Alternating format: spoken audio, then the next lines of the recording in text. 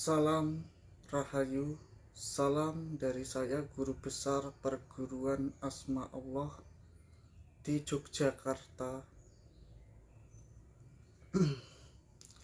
Rahayu, Rahayu, Rahayu buat kalian semua yang ada di bumi Nuswantara ini. Baiklah, pada kesempatan saat ini saya ingin menginformasikan dan memberikan pengalaman-pengalaman saya dalam hal meditasi dan tenaga dalam. Gitu.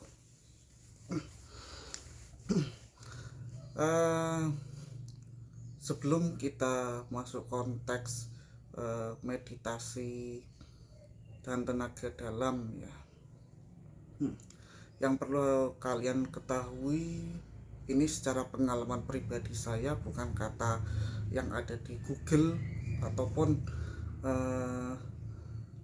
dan referensi ini saya dapatkan juga dari berbagai teman yang saya ibaratnya saya datangi. Jadi saling berbagi, kita saling share tentang keilmuan meditasi dan tenaga dalam ya. Nah, meditasi itu adalah puncak dari kesadaran diri kita agar kita selalu eling dan waspada terhadap apa yang ada di muka bumi ini. Jadi meditasi itu sangat banyak fungsinya ya. Selain untuk kesehatan, itu pun juga bisa untuk mengontrol hawa emosi yang ada di dalam diri kita, atau yang bisa disebut namanya pengendalian diri. Nah, seperti itu. Nah, prakteknya kita praktek saja tanpa harus panjang lebar bercerita. Nanti jika ada yang kurang paham bisa masuk ke Facebook saya, Iman Pujiono atau Perguruan Asma Allah. Nah, nanti jika ada yang ingin ditanyakan bisa masuk ke sana, atau ingin inbox saya, atau langsung ke WA saya di 085382416999. Nah, saya ada di Jogja, tidak membuka cabang dimanapun, hanya ada satu di Jogja, seperti itu. Nah, sebelum kita bermeditasi, itu kita harus betul-betul mengosongkan pikiran kita dari hal keduniawian ya. Karena ketika kita bermeditasi itu kan satu titik fokus yang harus kita cari setelah mencari menghilangkan keduniawian kita, seperti itu.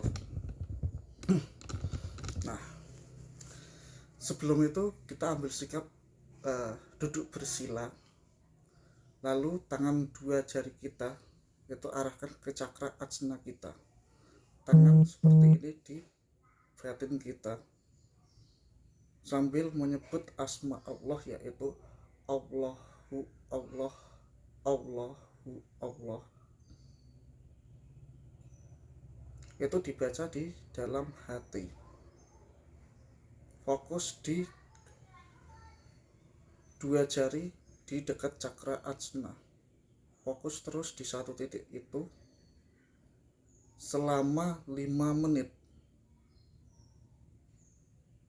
Nah, setelah 5 menit lah, itu kita baru bisa mengamalkan amalan yang sudah dipelajari dimanapun kalian berada atau kalian belajar dimanapun. Nah, seperti itu. Itu selama 5 menit. Nah, kenapa kok harus 5 menit? Karena kita untuk mensinkronkan batin kita dengan pikiran kita.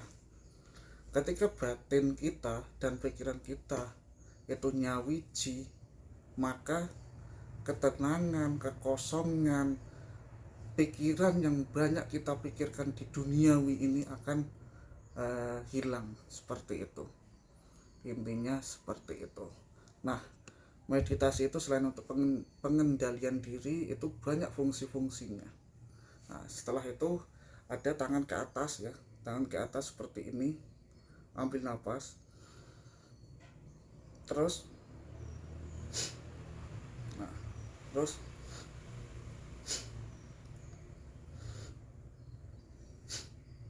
buang. Nah, itu tata cara untuk menggali tenaga dalam. Itu lakukan selama 15 menit. Nah, yang teknik pertama itu meditasi. Sebelum bermeditasi atau sesudah mau kita melakukan meditasi seperti ini,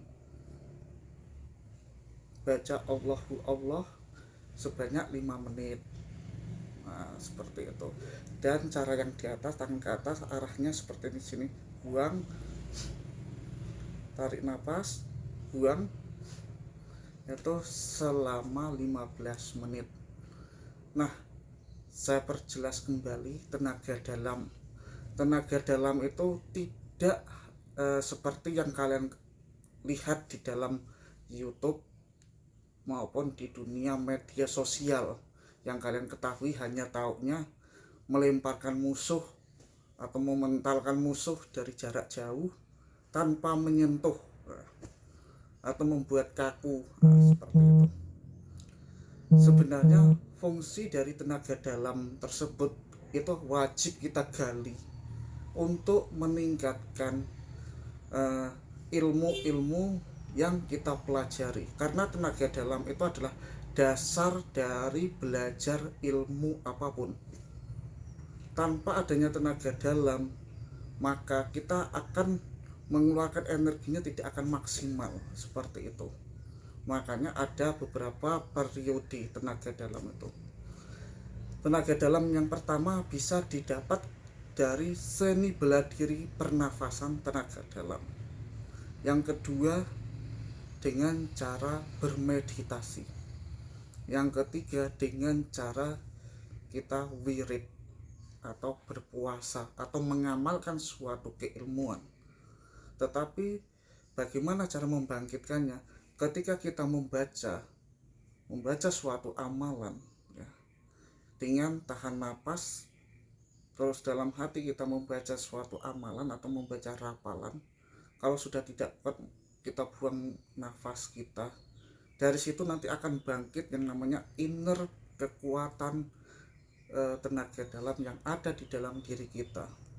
Karena tanpa latihan seperti itu, tenaga dalam tidak akan bisa bangkit. Nah, seperti itu. Karena pada dasarnya belajar ilmu itu tetap dengan proses, tetap ada tahap-tahapannya. Nah, itu. Dan kenapa tenaga dalam dibutuhkan untuk ilmu tingkat tinggi? Ketika dalam pengisian, dalam hal menyerang atau kita ibaratnya ingin membersihkan seseorang, itu dibutuhkan yang namanya tenaga dalam. Bagaimana cara melihat tenaga dalam itu aktif atau tidak? Pasti akan bertanya seperti itu. Nah, cukup latihan seperti ini. Nah, pelan dirasakan energinya. Nah, cukup latihan seperti ini terus. Nanti ketika sudah merasakan di tengah-tengah seperti ada medan magnet atau seperti sebuah bola yang kita semakin kita dekatkan semakin kita tidak bisa mendekat, itu menandakan tenaga dalam kita sudah aktif.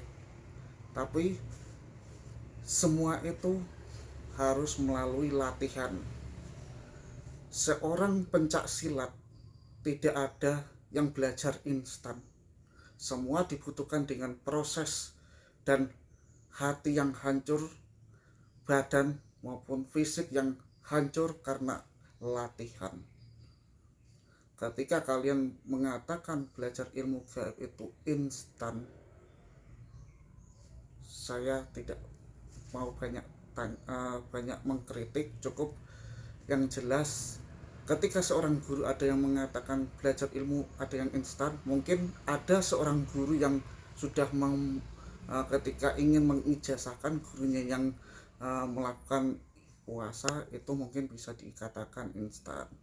Tapi maaf, di sini saya tidak mau menyinggung siapapun, cukup saya tidak ingin membahas tentang instan-instan karena nanti akan banyak timbul permusuhan. Jadi kita cukup kalau ingin silaturahmi, ingin berbagi pengalaman, cukup datang saja silaturahmi ke tempat saya di Jogja, seperti itu. Karena belajar ilmu itu tidak akan ada habisnya. Dan ingat pesan saya, ketika kalian baru menjadi murid atau sudah lama menjadi murid, jangan sampai pernah melupakan jasa seorang guru. Karena tanpa kalian belajar tanpa seorang guru, kalian tidak akan bisa.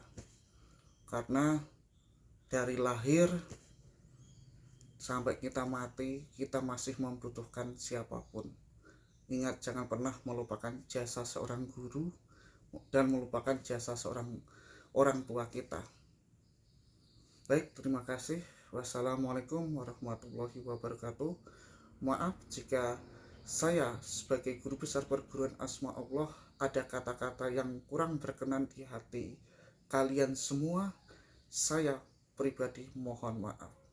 Baik, terima kasih. Wassalamualaikum warahmatullahi wabarakatuh.